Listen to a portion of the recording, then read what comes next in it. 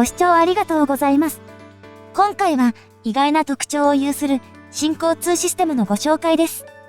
人工島を走る短い路線に迫る変化と見どころ満載の沿線風景、そして近くを走る同じ会社が運営する路線との違いを徹底解説します。窓の外が見えない謎の事態の理由とは一体何なのでしょうか。私が今乗っているのは JR 神戸線の大阪方面行き列車です。阪急電車と並走し、数ヶ月前に西口が新設された阪急の春日野道駅と、6年前に駅自体が新設された真谷駅に差し掛かり、私がこれから向かうのは、神戸市の中心である三宮駅を出て、4駅隣の住吉駅。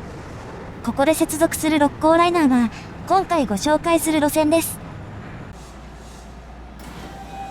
三宮から10分足らずで、住吉に到着です。このアナウンスを聞くと、関西に来た感がしてテンションが上がりますが、それはひとまず置いといて。三宮とは違い、看板種別の新快速は止まらないので、外側線の一部にはロープが渡されています。発車する列車を見送ると、その奥、線路の右上に六甲ライナーの高架桁が見え、後ろを振り向くと、停車中の車両がちらっと見えます。駅舎は並んで立っており、改札の間はものの数十秒で移動できます。六甲ライナーは、ここ住吉を起点に、5駅先のマリンパークまでを結ぶ、全長 4.5 キロの新交通システム。市街地の南にある人工島、六甲アイランドに向けた交通機関として整備された路線で、駅数は全部で6駅と、新交通システムとしては比較的小規模な路線です。起点の住吉で JR に接続するほか、隣の魚崎では阪神本線に接続しています。以前別の動画で取り上げた三宮駅を起点とするポートライナーと同じ会社が運営する路線ですが、路線延長は 10.8 キロあるポートライナーの半分未満で、駅数は半分です。なお、ポートライナーと六甲ライナーの共通1日乗車券もあります。ポートライナーほどではありませんが、朝ラッシュには本数が激増するあたり、路線の環境は似ているようですね。諸事情により、終点のマリンパーク駅までワープします。道路の上の駅舎のさらに上に高架桁があるという新交通システムによくある構造です。改札機は3台、左側にある台数を増やせそうなスペースが活用されていないあたり、寂れた終着駅かと思いきや、近隣には高校や大学があり、需要は案外底堅いようです。なお、駅名の元となっているマリンパークは駅の西側にあり、列車からも見ることができます。ホームの様子がこちらです。停車中の車両は、1990年2月の開業から使用されている一線型です。車両の先頭部がちょうど見えているので、路線の紹介の前に車両をご紹介していきましょう。この車両は4両編成で、全部で11編成が製造されました。車両番号は4桁で、1000の位が一線型の1で、下2桁が編成番号、100の位が編成内の位置を示しています。100の位は下り方が1で、上り方に進むにつれて数字が増えていきます。ただし、この車両はすべての編成が4両です。将来の6両化を見込んで、3と4が欠番となりましたが、6両化の予定はありません。一方、ホームはすでにすべての駅が6両対応のため、2両分が余っています。そのため、先頭部がホーム上からよく見えるというわけです。車内の様子がこちら。基本的にはロングシートが並び、クロスシートなのは運転台の真後ろのみです。六甲ライナーでは無人運転が行われ、先頭部にも入れるほか、この辺りの座席には角度もつけられ、快適に座れるようになっています。そして、窓の外に見えるあの車両が、2018年8月にデビューした3000型。平成30年の登場なので3000型と名付けられたこの形式、フェラーリや新幹線 E6 系で知られる奥山清行さんが監修してデザインされた車両で、独特のカラーリングは神戸にある最古のガス灯にちなんだもの。一線型から30年近く経過していることを踏まえても、かっこいいデザインですね。また、裾絞りを活用して車体幅を14センチ広げたほか、天井は6センチ高くなり、ゆとりある車体を実現。編成定員は一線型の176人から6人増えました。木目の床が目を引く車内、座席のレイアウトは一線型と似ていますが、座席自体は1人分ずつ独立しており、背もたれも分かれています。車椅子スペースなどが設置されたほか、ドア前の天井についているパイプは大きくなって数も増え、より利用しやすくなっています。ドア上には液晶モニターも付き、接客設備は1000型よりも確実にレベルアップしています。なお、車両番号の規則は1000型と同じですが、編成番号は製造順ではなく、最初の編成は1000型の続番である12で、それ以降は置き換えた1000型の編成番号を踏襲しているため、並びがバラバラという珍しい状況です。ここまでバラバラな車両というのは、他にはないのではないでしょうか。一方もちろん、先頭部に入れる構造は健在です。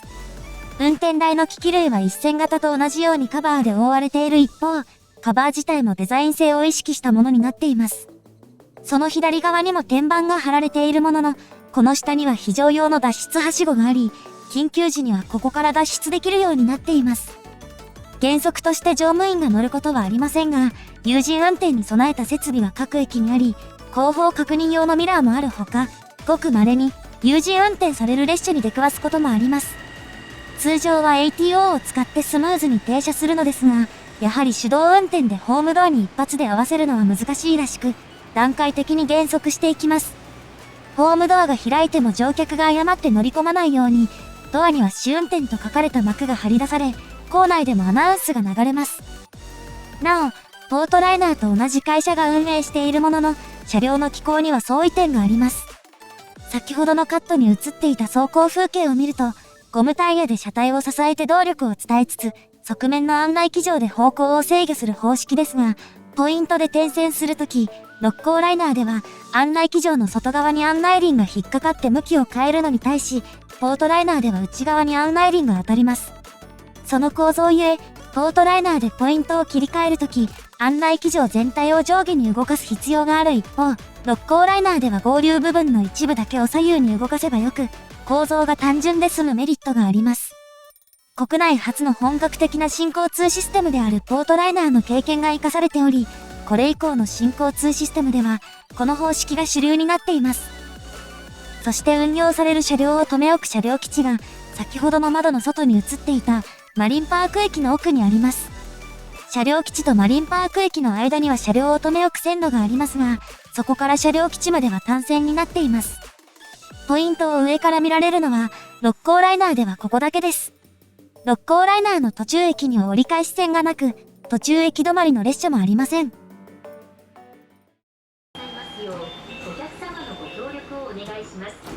というわけで、いよいよマリンパーク駅を発車です。序盤の地図でお気づきだと思いますが、あえて終点にワープしたのは、ほぼ南北に伸びるこの路線で、巡行の全面展望をお届けするためです。進行方向右側には広大な空き地がありますが、これは芝生広場。軌道の真下あたりに入り口があり、イベントなどが行われることもあります。奥の方には、六甲の山々がそびえています。南を海岸、北を山に挟まれて土地が少なかったことから、沖合に人工島を作って都市を拡張することになった神戸周辺の事情がよくわかります。海を埋め立てて作った人工島とだけあって、大規模な建物が整然と並ぶ一方、建物の間隔は広く、軌道の下には川もあり、ゆとりのある街並みです。ポートアイランドに比べて、住宅を中心とした街並みが広がっています。そして一駅目のアイランドセンター駅のそばにはショッピングセンターなどもあり、起点の住吉に次ぐ乗降客数を誇っています。全面展望だと、両端の1両分ずつにホームドアがないことがよくわかります。そしてもちろん、この全面展望のフルバージョンもありますので、概要欄から見てくださいね。アイランドセンターを出ると、正面には面白そうな光景が見えてきます。次の駅が、早くも六甲アイランド最後の駅、アイランド北口です。一面二線ではあるものの、二つのホームが下り方でのみ繋がっており、島式とは言えない V 字型のホームが特徴です。広がる一方の線形が気になるので、一旦ここでホームに降ります。この特徴的な構造の駅を、もう少し細かく見ていきましょう。全長 4.5 キロの路線のうち、六甲アイランド内を走るのは 1.5 キロ程度。駅数もアイランド内外で3つずつです。そして、下りホームの端から見えるのが、六甲アイランドを市街地とつなぐ六甲大橋です。軌道が道路を挟み込む構造で、一つ下の階層には歩行者や自転車が通れる道もあります。アプローチ部分で高さを稼ぐため、この駅はコンコースからホーム階までかなりの高低差があります。ちなみに駅自体は少しだけ西に寄っており、駅前後の線形は左右対称ではありません。駅を出て目の前にある橋桁などを見ると一目瞭然です。駅舎から大きく張り出した軌道が重厚感たっぷりですね。なお、住宅地を中心とした街づくりの一方で、外周部には港湾施設や倉庫が集まっており、物流拠点やフェリーの発着場などになっています。このような場所柄、こんな掲示もあります。かつては六甲アイランドの南にもう一つの人工島を作る計画もあり、一時的に凍結されていたものの、再び計画が立ち上がっています。前面展望に戻ります。車道側の速度制限も時速60キロ、鉄道も道路も爆走です。なお、この東側には阪神高速5号湾岸線が通っており、下り列車からは橋全体を捉えた圧巻の光景が見られます。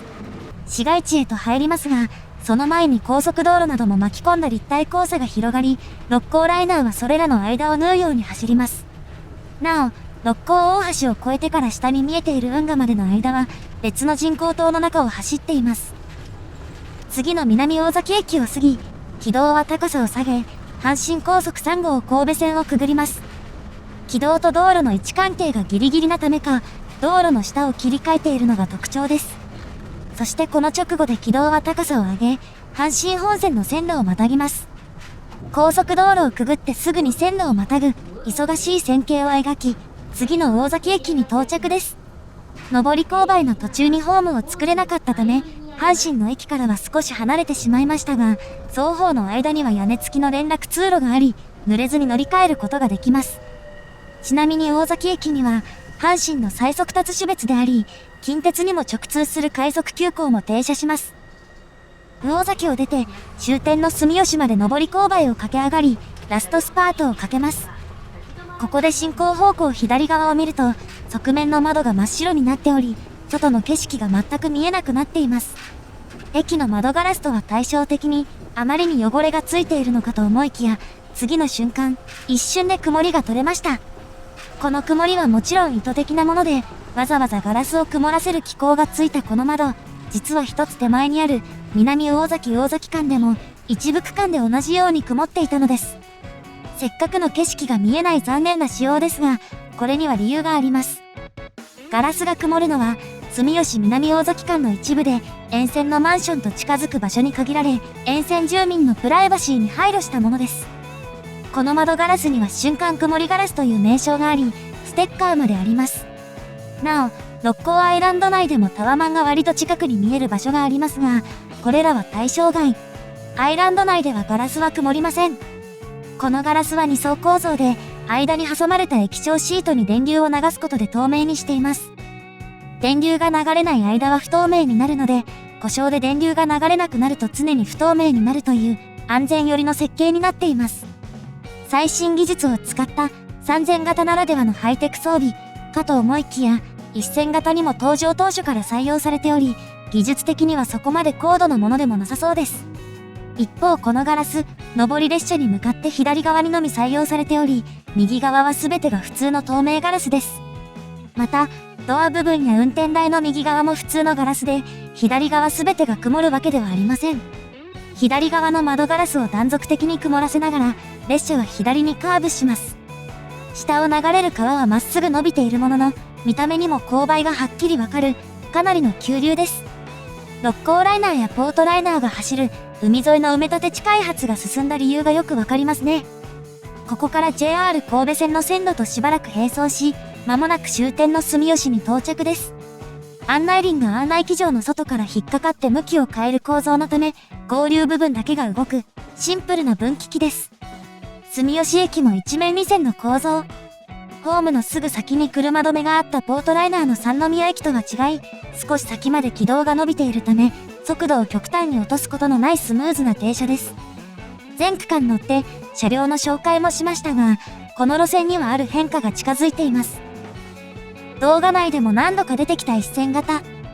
登場から30年余り経過し、3000型への置き換えが着実に進んでおり、来年度までで完全に置き換えられる予定となっています。沿岸部を走る過酷な路線環境でありながら、アルミ合金製車体のためにここまで運行されてきましたが、30数年が寿命のようです。この動画を撮影して間もない頃に1編成が運用から外され、導入された11編成のうち、残っているのは4編成だけになっています。3000型とは共通運用で、時間帯が限定されているわけではありませんが、3000型の増備が進んでいる今、早めに乗っておいた方が良さそうです。ちなみに第11編成だけは、車内に LED 式の案内表示器もあります。4.5 キロとは思えないほど変化に富んだ車窓と、随所にある見どころ、そして引退迫る1000型に一度乗ってみてはいかがでしょうか。ご視聴ありがとうございました。